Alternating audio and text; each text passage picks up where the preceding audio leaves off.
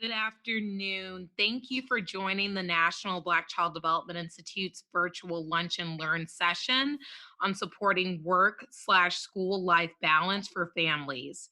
Our featured speaker, Dr. Bisa Batten Lewis, is the president of BCDI-Atlanta and the founder and CEO of Ideal Early Learning, LLC, an education consulting and training firm.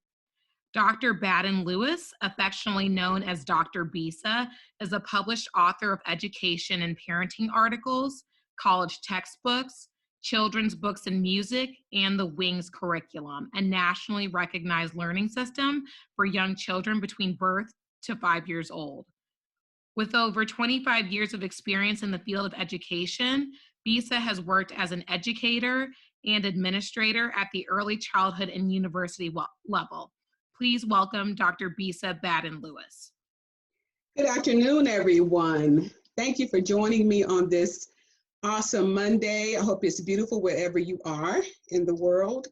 And thank you for joining us for National Black Child Development Week. Today, we are kicking things off. So our agenda today, as we talk about supporting work-school life balance for families, I'll share with you 8 recommendations for balancing it all. And we'll also talk about 4 tips for compartmentalizing. Then we'll have about 15 minutes for Q&A. So the reason why I am so happy that NBCDI asked for me to do this particular session is because I actually homeschooled my sons for a couple of years. They're now 18 and 22. However, I am helping parents now in school systems, especially during this pandemic, to make sure that they are operating successfully online. So let's get started. So tip number 1, and I want to give us plenty of time today to ask questions. So think about what your questions are. If I don't answer them during the session, you'll have time to type them in the chat later. So tip number 1, and a lot of tips I will share with you will be about child development, early learning, and discipline is primary. So promote independence and productivity, and this is household wide. So in your household, it's fine to watch television and, do the fun things, but it's also a great time to teach your children how to be independent and how to be productive during the day. So one of the big ways to do that is to create a daily schedule with the family. You want to involve the children as well in this daily schedule creation. So it's important to put those things that are most important at the top. I was a Mary Kay independent sales director for a while, had a few cars, and that was fun. And every day we had in our planner 6 most important things, because Mary Kay Ash taught us that out of all the things you plan to do in the course of a day, only about 6 of them are most important. So if you label your calendar at the top with 6 things that you can complete that day, it's important to add those at the top of your schedule. Get those done first, and then everything else comes after that. Anything that is going to take a long time, a few days, you want to break those up into chunks over several days. So 6 important tasks, things that you can complete in the course of that day. Do those first, and then whatever else comes next, you can choose. The individual daily checklist for schoolwork is very important, because when my sons were in homeschool, I'm in Georgia, so we were in Georgia's largest public school, which is Georgia Cyber Academy. It is a public school here in Georgia, powered by K-12, which is national and international, but it's a public school here. So tens of thousands of children enrolled in Cyber Academy, and their schedules were different every day. Sometimes they had live sessions. So based on what school you're in and how your school system is handling the pandemic, you might have live sessions on certain days or at certain times with their teacher, or it may be fully autonomous, where you go on, your child goes on, logs in, and they complete assignments by a certain time. So it varies, synchronous or asynchronous, as we call it. So synchronous or asynchronous learning. So however your school and your teachers are holding their courses and implementing the learning, it's important for you to create a schedule and allow your children to participate in it. Even if if they're in pre-K, we do picture schedules in pre-K and we label them. That's a part of language and literacy. So you create a schedule with them that they will actually complete, and that's what they do throughout the day, each day. And then you allow them to check it off. So the children are checking off when they're done with their math, when they're done with their social studies. And it's important to know that you can alternate days and subjects. So based on how your child's school has implemented online learning, if they don't have a scheduled 50-minute math or 50-minute social studies every day, you can actually alternate days. So maybe Monday, Wednesday, and Friday, you do your math, your science, your language and literacy, your English language learning. And then maybe on Tuesday and Thursday, you do the other subjects. It can vary. So you choose how long and how many days you spend on which subjects, because some teachers will lay out the lessons for the week. Based on how your child learns, you want to make sure you're you're coordinating the schedule based on their temperament. One of my sons, he's good at doing things in the morning. One of my sons is better in the afternoon. So for the one who is really good in the morning and is on it, first thing, I'll put his hardest subjects first, and then his subjects that he's really good at, can fly by and do those. I did those in the afternoon. For my son, who is not really a morning person like his mom, I would put his easiest subjects in the morning. He was really good at math, so I would put his math in the morning, let him knock that out. And then in the afternoon, we would have his hardest subjects. So that's just one way that you can think about during the subjects and alternating days and subjects. Here's one more thing about that. Remember that they're not in a classroom full of 30 children. So they may not need a full 50 minutes for each subject. Especially if it's something they're really, really good at. So it may take 25, 30 minutes for your child to complete his math one day or most days. So based on what they're good at, it may not take a whole period. So don't think in periods as you're designing your checklist. Think about how your child learns and what they do best. So just a thought. And then a big piece there, involve them and allow them to check off each day. Also think about healthy snacks and keep those within children's reach. This allows them to be independent. So you may have breakfast, lunch, snack time on your schedule. I hear a lot of parents complain during this time saying they're eating me out of house and home. So if your child is, or your children are going in the kitchen on a regular basis, which they tend to do, you can actually put their meal times on their schedule. And again, they can check that off or mark that off when they're done. But put healthy snacks in their reach. So if you're working from home, you're not having to run in the kitchen and fix peanut butter jelly sandwiches. You can have those available for them to make on their own or for them to grab. So think about that. Also, regular physical activities and outdoor play. It is so easy for the day to get away from us and for us to sit at our desk or sit at home in a comfy chair all day. Make sure the children are getting outside. In preschool, on the schedules, they have 30 minutes to an hour and a half per day based on the 3 to 5 year olds. So think about where on the schedule you will put outdoor play. Think about a morning time as well as an afternoon time, so they have variety of times they're going outside. So all of those items in the schedule and them checking them off as they complete them. Also design attractive workspaces with their favorite things. So I'm in my office upstairs in my home right now. Based on how your house, your apartment is organized, think of what children like around them. If they like trolls, put some trolls on the table or wherever you're going to have them work. If they want to work on a corner, because some children like sitting on the floor. That's fine. So wherever they're comfortable and whatever their favorite things are, design a workspace for them. And they're more likely to work in that space and feel comfortable doing so. Also think about age-appropriate chores and assigning those. So throughout the day, because we're home as parents, we just will do everything. But it's important to involve your children in those daily chores. I love hearing Ricky Smiley say that, there's a dish in the sink, or, food, the counter hasn't been wiped off. He's getting up children. He's waking them up from their sleep saying, oh, you left something in the sink. So make sure that you have age appropriate chores for all the children in your house. If they drop it on the floor, guess what? They can pick it up. So make sure they're helping you, and you're not trying to do all the cleaning and, straightening up by yourself, because that can cause you to be imbalanced. Finally, for tip number 1, allow trial and error and encourage initiative. As parents, it's common for us to do things for our children. If the ball rolls under the bed or under the chair, we're rushing, we'll go get it for our child. But I often tell parents in parent workshops, it's important to let them try, and you want to stand by and monitor to make sure they're safe, but allow them to try on their own before you do everything for them. So tip number 2, access free curriculum resources. I love seeing parents when we could go out and to the salon, everyone could. I love seeing parents who had their little child with them, their daughter or son, while the mom was getting her hair done, she's under the dryer.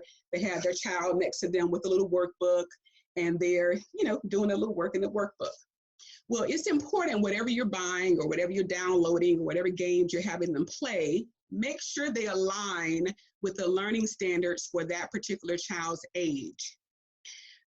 Sometimes we have parents do what children do what we did as children, and you guys, standards have changed a lot. Learning standards have changed so much. So it's important that we have them learn what they're supposed to be learning for their age group, and then once they learn that, continue to move forward.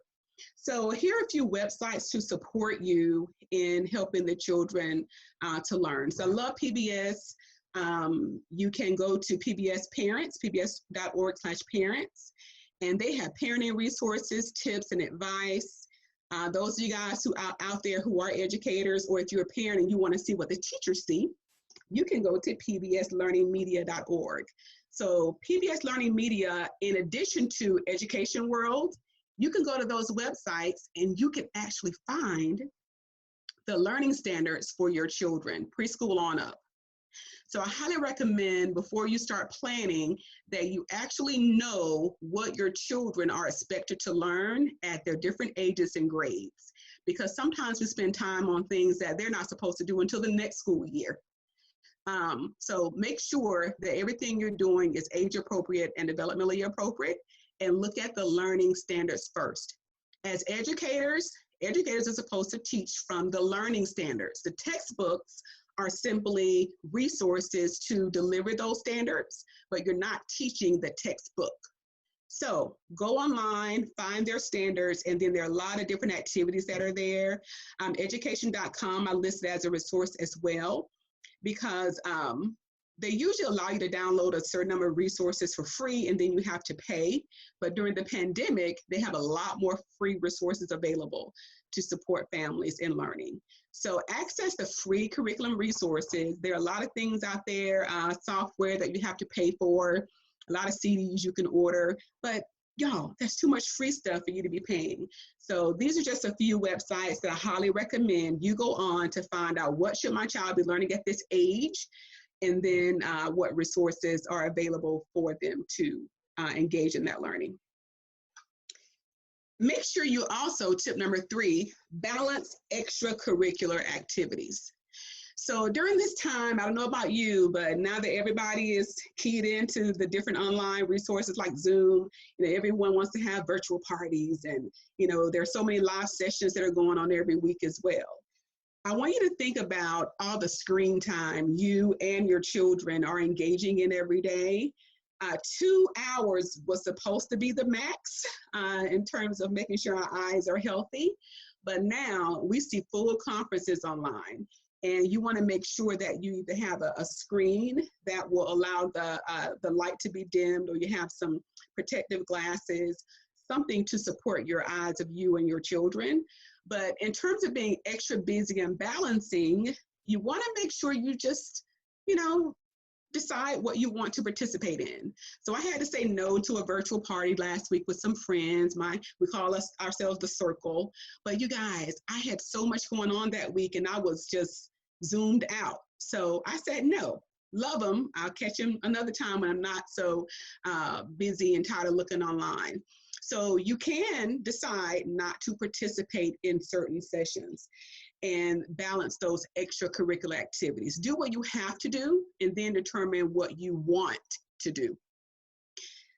Also, focus on each child's strengths and favorites. I don't know about you, but parents, man, especially those who have the funds to do so when you get to middle class, people just put their children in all these different sports and classes. And even now, everybody's having online music classes and different events. You want to focus on your child's strengths and favorites. It's okay when they're younger to let them try different things. But once you figure out what their favorites are, focus on those. So having them in a whole bunch of different things is not a good idea. You want to think about quality and not quantity. So for instance, one of my sons, we figured out he's an athlete. The other one's not really an athlete. He's more into music and cooking. So we make sure that whatever they're involved in is based on their strengths. And once we figured out what they were. So I want you to think about that and not just keep them busy, keep them engaged in what they're interested in and what you want to build upon, what skills you want to build upon. Coordinate experiences among children based on time commitment. Sometimes as parents, we overcommit ourselves. So sometimes you have to alternate the children's activities. So for instance, Cameron, you may say, okay, Monday and Wednesday, we'll have you in these music classes, these winter sports. You'll do winter sports. Because Jordan, he has Tuesday and Thursday shell classes and then fall classes as well. So you may alternate who's involved in what, so you can attend all their games and participate in their experiences. But when you overcommit the children, you overcommit yourselves. So choose programs that correspond to your schedule. Tip number 4, be consistent with guidance and discipline. I know everyone says, I don't have a favorite.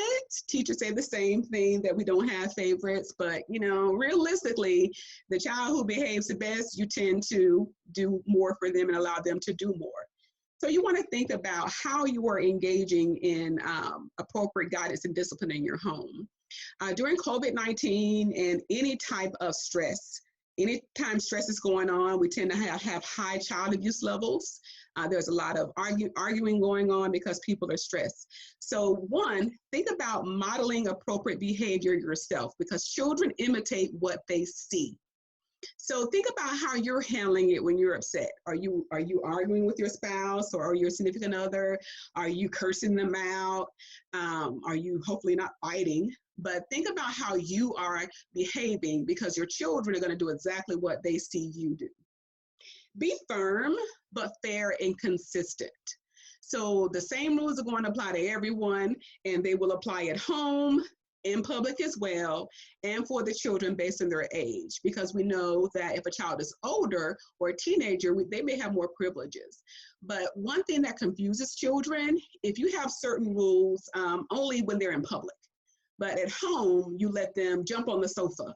But in public, hey, you said they can't do that. It confuses them. The rules need to be the same at home as they are in public. I used to tell my sons, or tell people about my sons when I was raising them, I have to teach my sons to go places, because I know I'm speaking, I'm all over the place, and I need for them, when they are around, to know how to act. So I consistently at home make sure that our rules are set where they know how to act no matter where they are.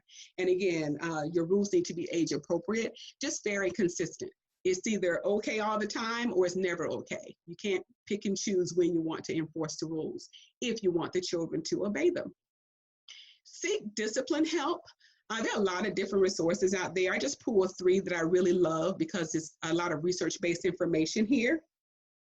So preventchildabuse.org is a national website, and it has a lot of resources on there, especially during this time of the pandemic, to support parents, because this is the time where they drink alcohol more, trying to handle all the stress. People will have more anxiety, and children as well. So parents don't always have the tools to handle those misbehaviors. So they end up spanking the children or, beating them in many cases or calling them out of their names. So Prevent Child Abuse Georgia has resources to support you. ParentCenter.hub is another one, and also Understood. And what I love about Understood is that it has resources for those of you who have children with special needs. There are a lot of great resources on understood.org. And anything dealing with social emotional development, ParentCenteredHub.org has a lot of great resources on social emotional development, which is important. I like to call that the hidden part of the curriculum. So social is how children build relationships with others, and emotional is basically how they feel. And that's, again, the hidden part of the curriculum. And once they get out of the preschool, when they go to grade school, there are no standards that relate to social emotional development. They're all content based on math, science, social studies. So it's important that you still ensure that in your home, you are managing and paying attention to their social emotional development. Okay, very important. Minimize or avoid, if you can, yelling and spanking. There is a load of research that lets us know that spanking actually reduces children's IQ. We do not want their intelligence quotient to be reduced because we were yelling at them. So we do not, when you're stressed, that's when child abuse increases. So again, try to avoid yelling and spanking at the children. Take a deep breath and remember, do not discipline when you're upset. Try to find a positive way to turn that situation around, because we can escalate it based on our response. And then finally here, when it comes to guidance and discipline, tell children what to do versus what not to do. If you say, Joshua, don't kick him, Joshua hears kick. Okay, so you want to tell them what to do. I need for you to be kind to your brother. So tell them what to do. Moving on to number 5. Make allowance work for you. You may or may not be giving allowance at home, but we as parents these days, man, we spend a lot of money on our children's wants. So if you're not giving allowance, offering allowance to your children, you're probably spending money on a lot of their wants. So I want you to think about how to turn all those things you're buying and the way you're spending money on what they want into allowance and making that work for you. So treat allowance like a job. Work equals pay. So children don't get money, and these days we buy children toys and they haven't done the right thing. You are encouraging misbehavior because they didn't have to do anything for it. And when you buy them something because you want them to behave, you're encouraging misbehavior, because they learn, if I misbehave, I can get something, I can get a toy for it. So make sure you give them something for what they're doing. It's a reward.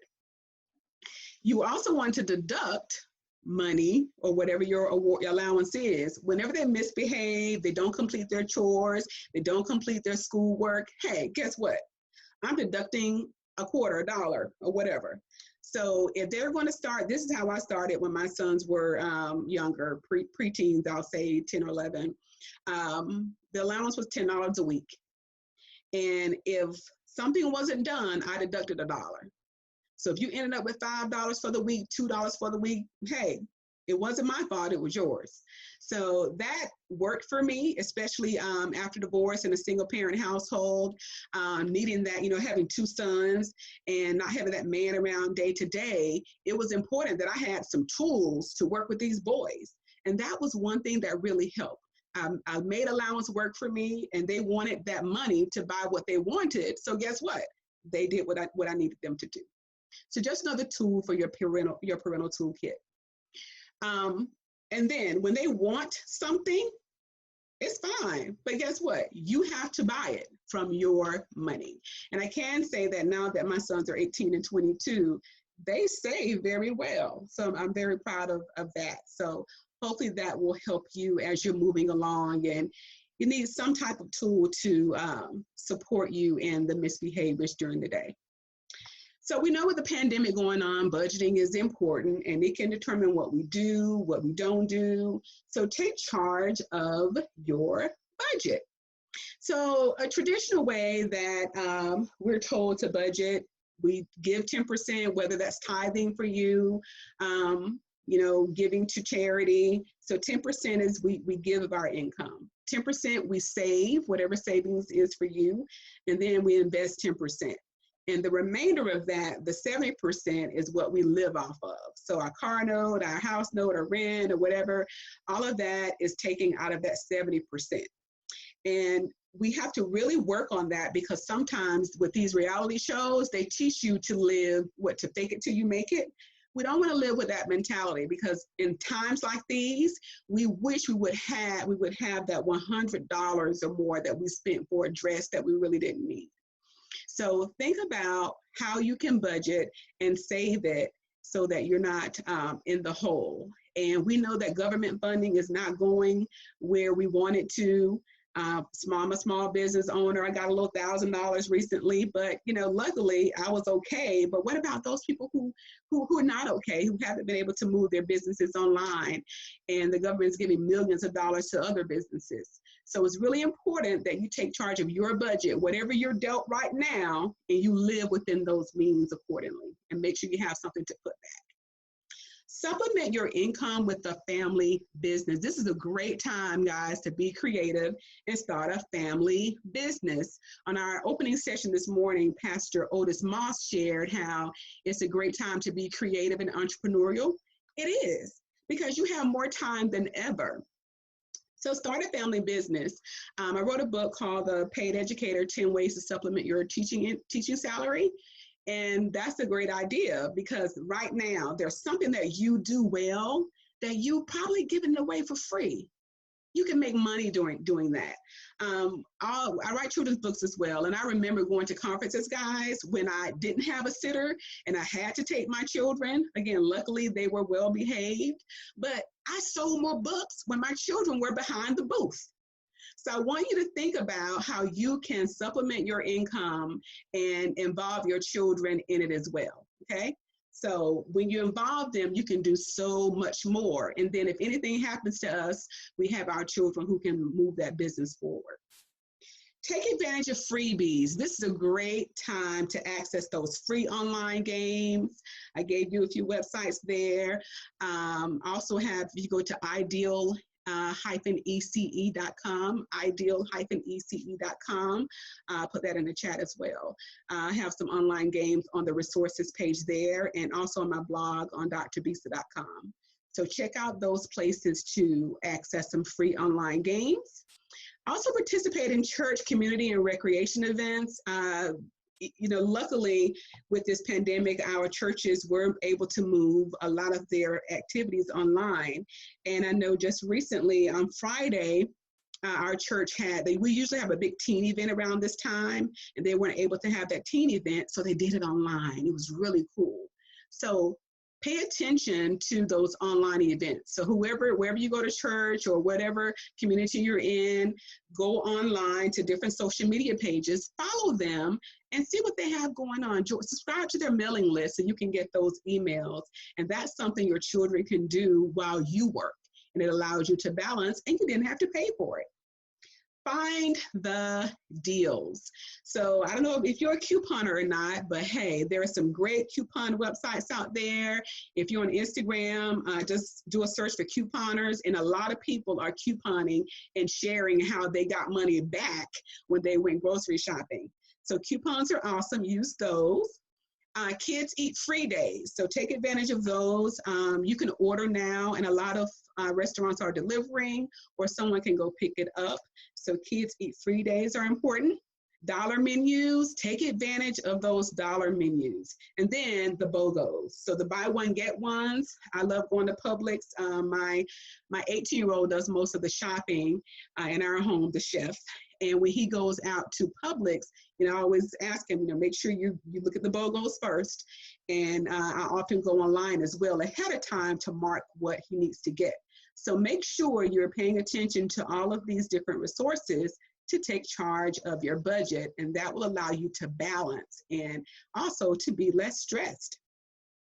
Number 7, schedule me time regularly. We are so good at forgetting about ourselves as adults. It's important that we schedule some time for ourselves. So set a consistent bedtime schedule, one that's at least 2 hours prior to yours.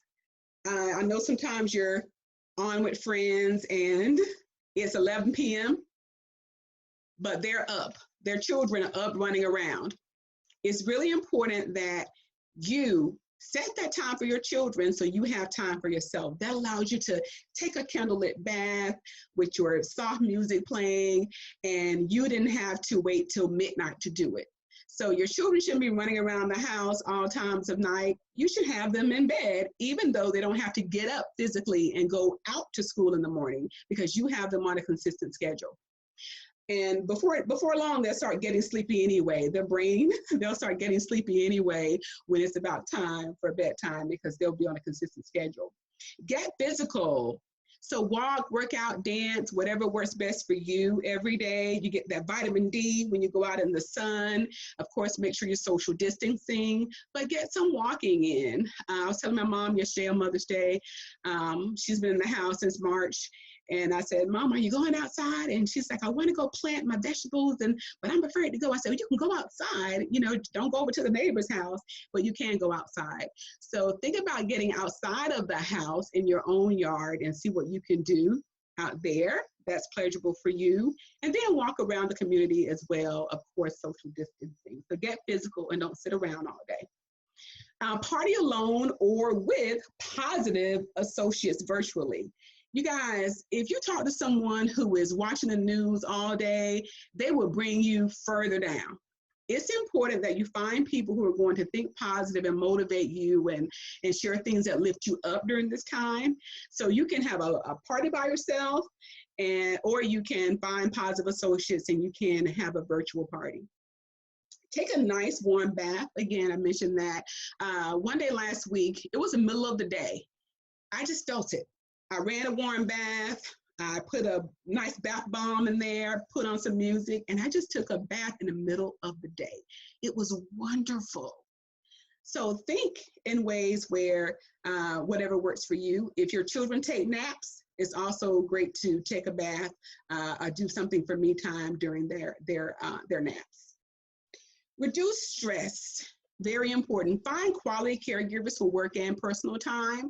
Some of you are still out there having to work, and there are caregivers who are open during this time.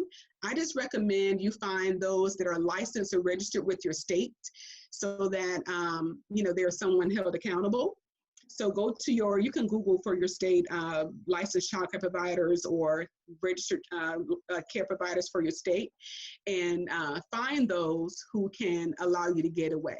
So some of my colleagues who are training teachers and working in the community, I noticed that they have a family child care provider who will care for their children on the days when they do go to the office. So some offices are social distancing and they'll alternate who comes in on what days. So when they do that, you need a place for your children. So find a caregiver. A family care provider would be great as well. Don't forget about those quality family child care providers.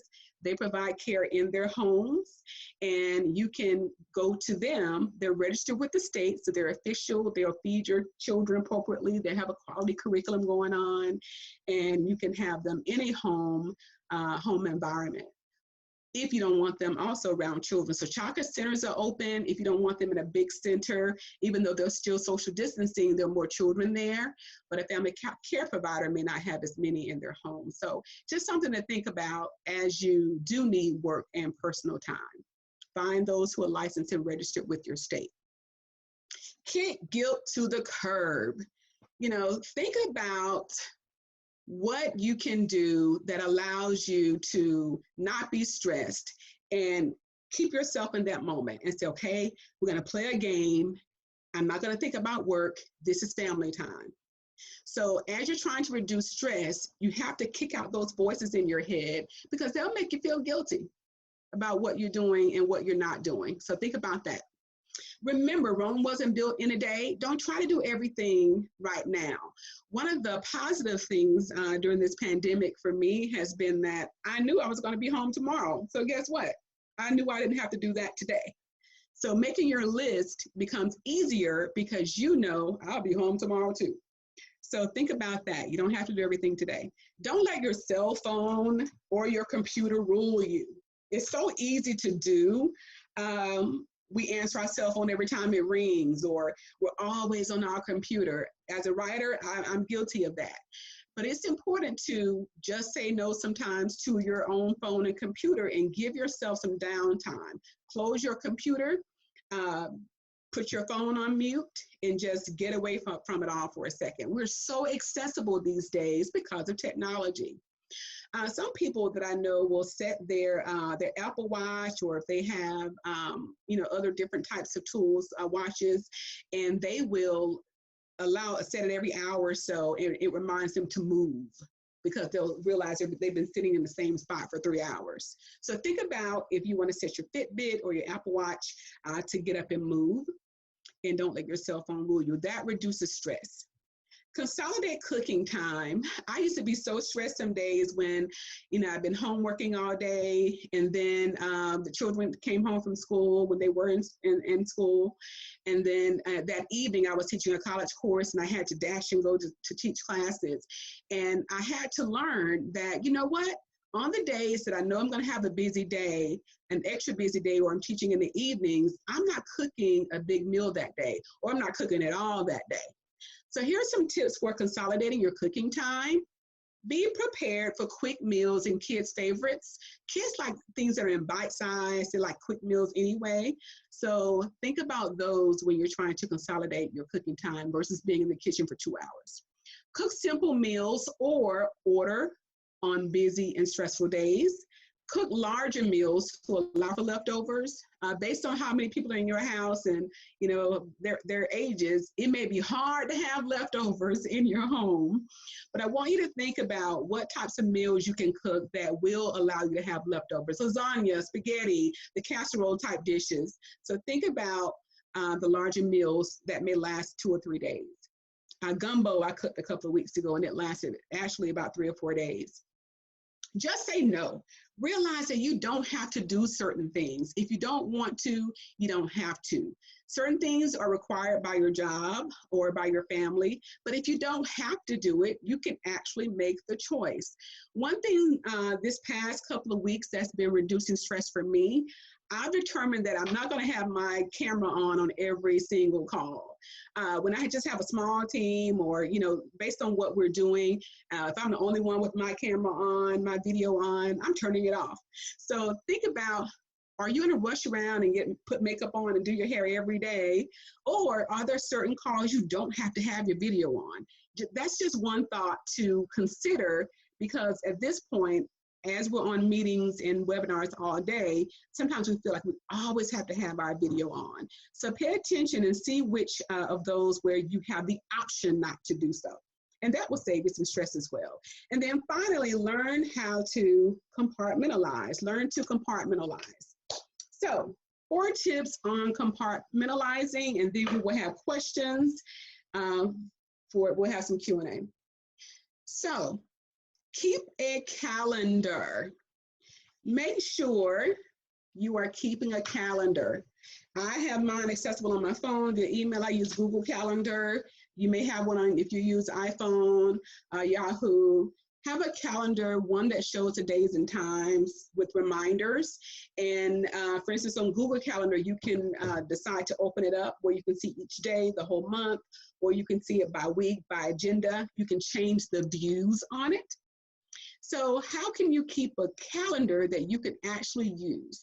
I live by my calendar. If it's not on my calendar, I don't do it. Use color coding. Color coding is very important because it allows you to separate business from family and those different things. So with me having two companies and the couple nonprofits, a lot of different things that I'm doing, I have different colors for each one on my calendar. So it lets me know what I'm working for, what I'm doing. So for church, for your faith, religion, for your family, school, whatever you have going on, you want to make sure you color code it and you put it on your calendar. Don't forget about exercise and your me time, because guess what? If it's not on your calendar, you get used to doing it, you may not do it. Some days I forget to eat because I'm so busy. So you have to start putting those types of things on your calendar so that you can be consistent in using it. Consistently follow and update your calendar. So I make sure I update my calendar on a regular basis, because if not, again, I wouldn't use it, wouldn't happen. And my sons are trained as well. If they have something going on that's important, they'll say, Mom, I have something I need for you to put on your calendar. So I've even gotten them to recognizing the importance of a calendar. And then finally, delegate tasks you don't personally have to do. Being a busy person myself, I often find myself, I can just do that myself. By the time I tell someone else to do it, I can do it myself. So I want you to think about, what can you delegate, guys? What can you delegate to someone else? There are certain things I may have my sons to do. Who's at your house? You can, again, involve your family. Try a virtual assistant service. I like Upwork. You may use Fiverr, Fancy Hands, Freelancer. There are a lot of ones out there. Try a virtual assistant services, and you will be amazed at how inexpensive it can be to have someone to do that work for you. For answering calls, I also have, Jill's office is something I really love. Jill's office, JILLS office, because they can answer the phone for me, because I don't get a lot of regular phone calls. I get a lot of emails, but that's one thing I can delegate in a service that I can use that's not so expensive. For those of you guys who are business owners out there, hire a housekeeper cleaning service and include that in the 70-cent part of the expenses of your budget. I personally don't have my housekeepers coming right now because of the pandemic, but when you do have the pandemic going on, it's important. And for those of you guys who are working, make sure that something you may want to have them do while you're out at work. You can have a company come in.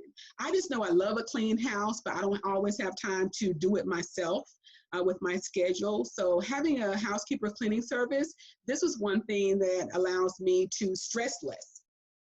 Also, you want to make sure that you are registering for different types of childcare and tutoring services. There are a lot of programs out there.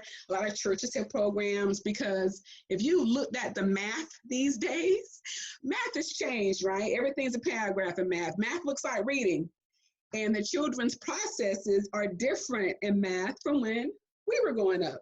So you need that help. So check out the different tutoring services that are available to support your children, because you may not have to do that yourselves.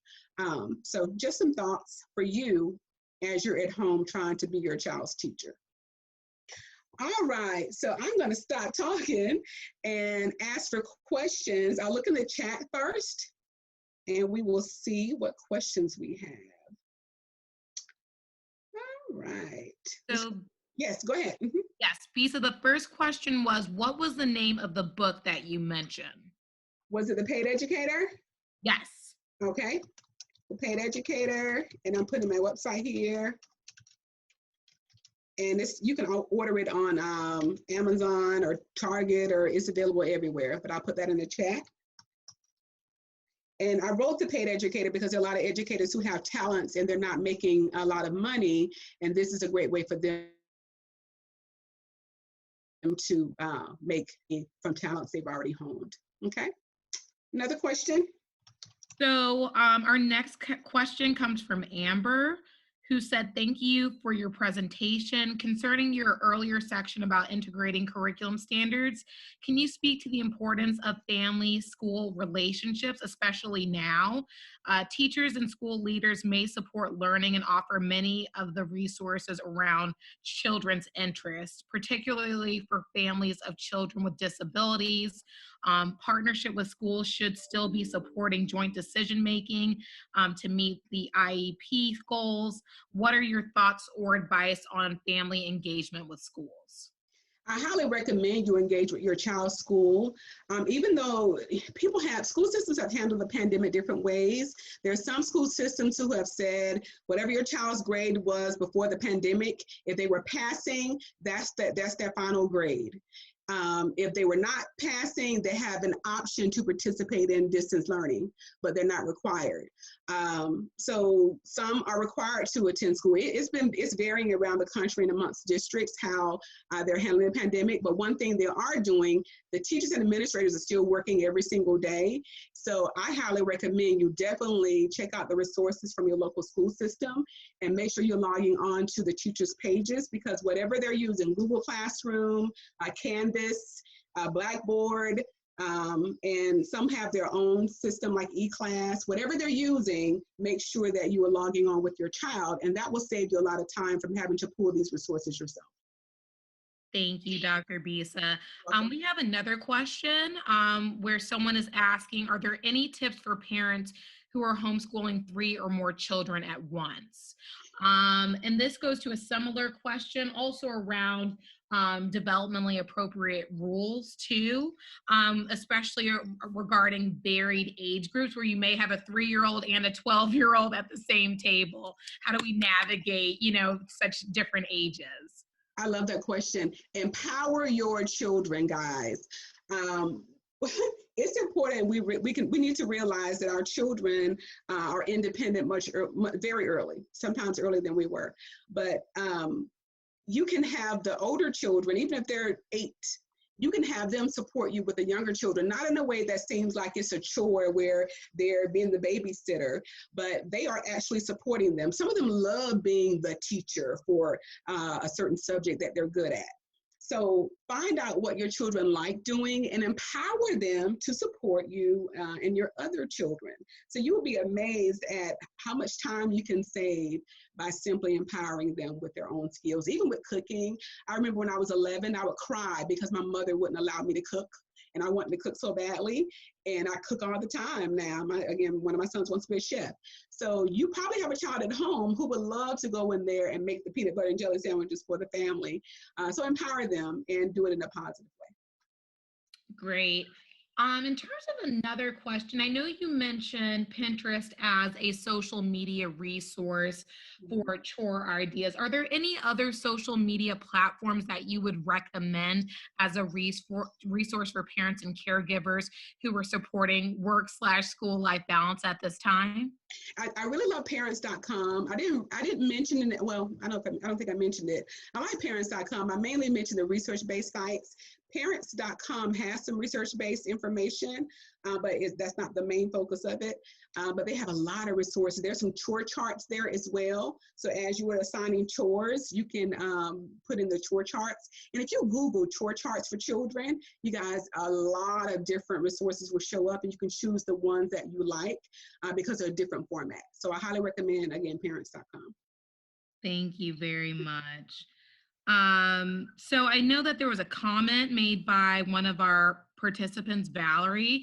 She noted that engagement can be challenging and that it's important to consider what the families may be dealing with, age range, technological issues, maybe even health issues, and the like. But also staying in touch with those families to support them is critical as well. I know that you've worn many different hats throughout your career in education. Can you speak to the importance of sensitivity as an educator or an administrator, especially during this time? Like, how can teachers and administrators be sensitive to the varying situations that families may be facing during this time, while also being responsive and connected to them? Okay, great question. Yes. So one thing I realize is that sometimes we assume that people don't have things that they do have. So I highly recommend that we do an assessment. A lot of the classes that I'm training teachers, all of that, the ones in the community who are not in college yet, I do a national training called the Child Development Associate, CDA credential training. And we assume that, we don't think they have internet access. Every single one of those participants, this is a school to work program, a job training program. Every one of them had internet. They never missed a day of class since the pandemic started, and they were on their phones, many of them, but they were there. They had access. So I highly recommend you assess, and we don't assume that people don't have something, and we adapt accordingly. So we recorded the session just in case people, had to miss it. And then later on, we had to go back and show it to them later when they did have access. So I want us to think about that. We want to assess. Also share resources with those you're serving. One thing I found out is that the public libraries are leaving on their Wi-Fi, so that even though they're closed, so that parents can come into their parking lot and use their internet. So you can share that resource, and so parents who don't have internet at home can actually go to the library and utilize the internet in the parking lot. So sharing resources and assessing what people have and adjusting accordingly is very important. Thank you, Dr. Bisa. We have another question, and they write, I'm a parent who was considering homeschooling before, and I am now considering doing it for sure, but I am concerned about the resources that would be there. Are there any national organizations that would be a great resource for me as I consider my options? Well, definitely, when it comes to the homeschooling piece, I highly recommend you go to a couple of main ones. K12.com, K12.com. Check out their website and see if there is a free option in your state, because many states have adopted that program, and the resources are unending. It was such a positive experience for me. I didn't have to be my child's teacher. They had teachers every single day, and I was their coach. I just made sure their work was done. We did that checklist that I created for them. So I love K12. Connections Academy is another one that one of my friends is a physician, and she uses Connections Academy. I just want you to make sure that they are accredited in your state. You want to make sure they have the right regional accreditation, so that if and when you decide to put your children back into grade school, they don't skip a beat. So when I decided to put my sons back in grade school, there was no issues because it was approved in my state as a public school. Also check out NBCDI, National Black Child Development Institute, our early care and education page, BCDI-Atlanta.org on our website. We have a lot of different resources there as well.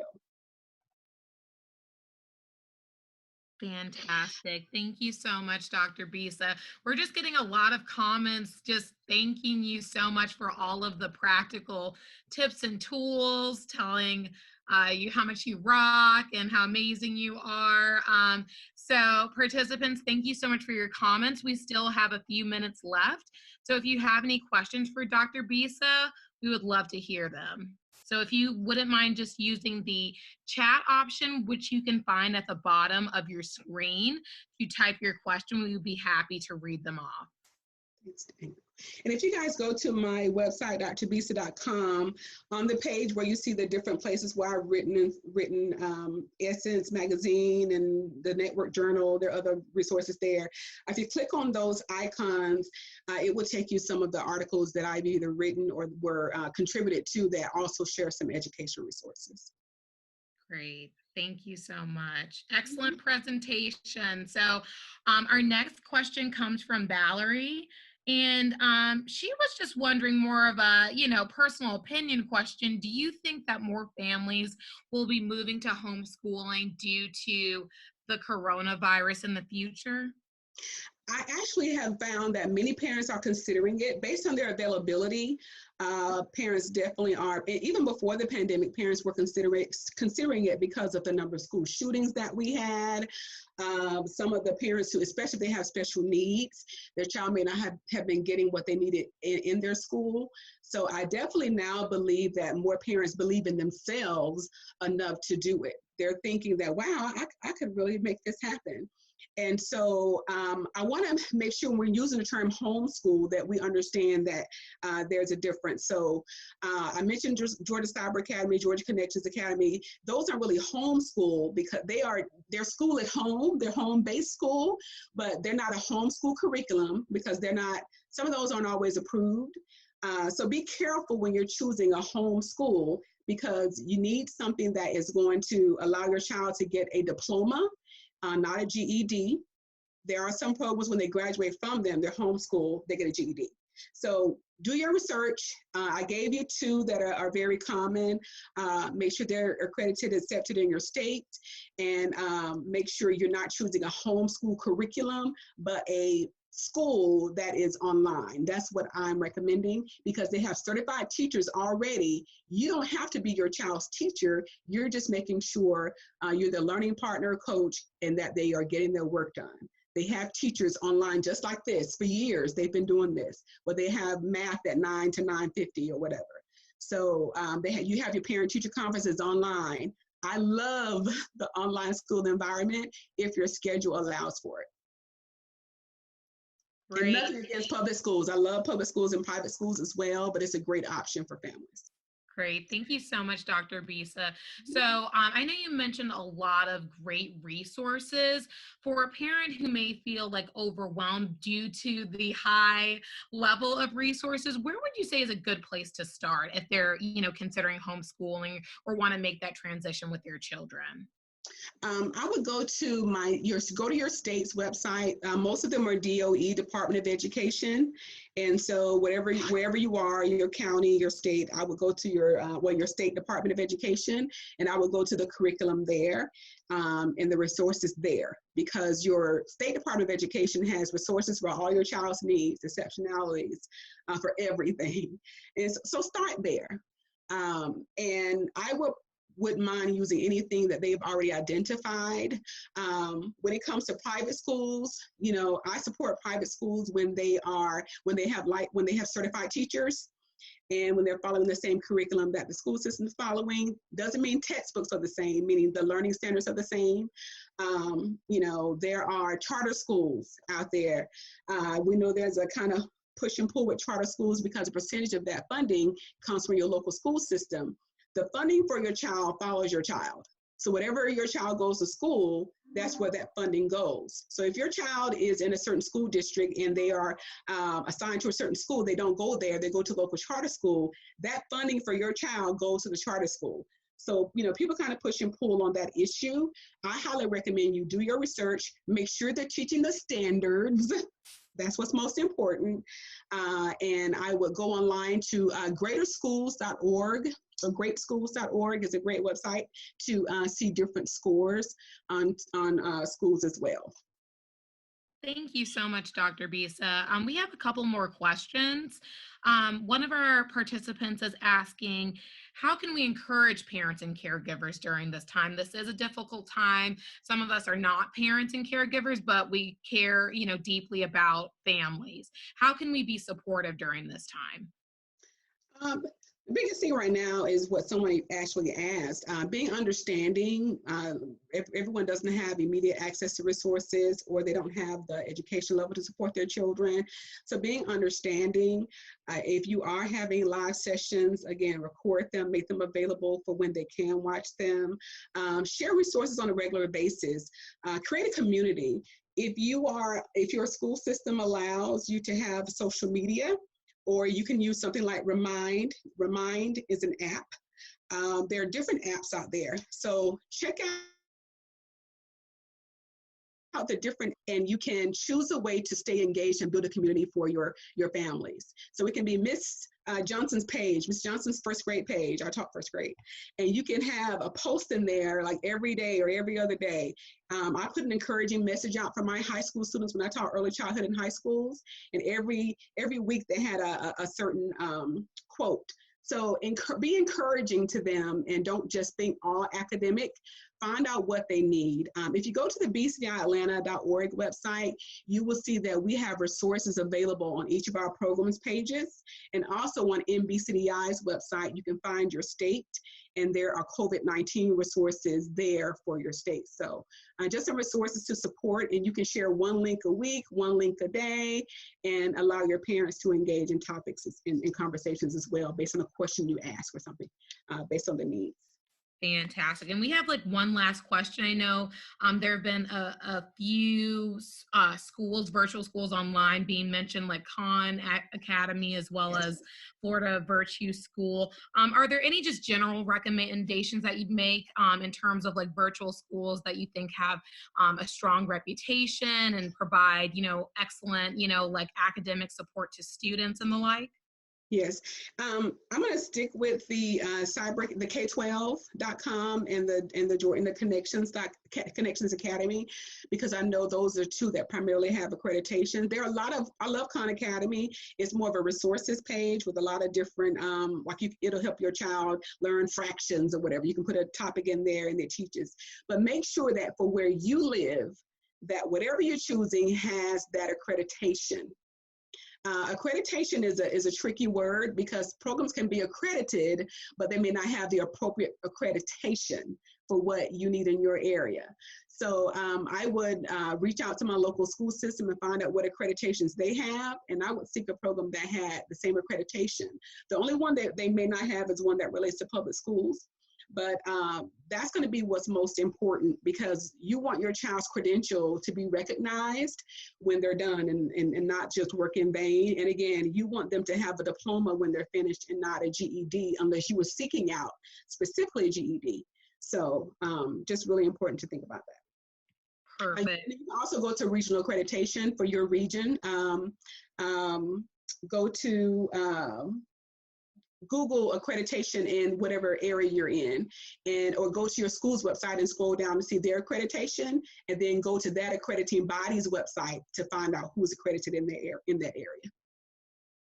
Okay, great. Thank you so much, Dr. Bisa, for those practical tips and tools to support work/school life balance for families.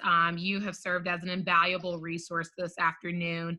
And thank you so much to all of our participants for joining the National Black Child Development Institute's virtual Lunch and Learn session on supporting work/school life balance for families. Have a great afternoon, everyone. Thank you. Have a great afternoon.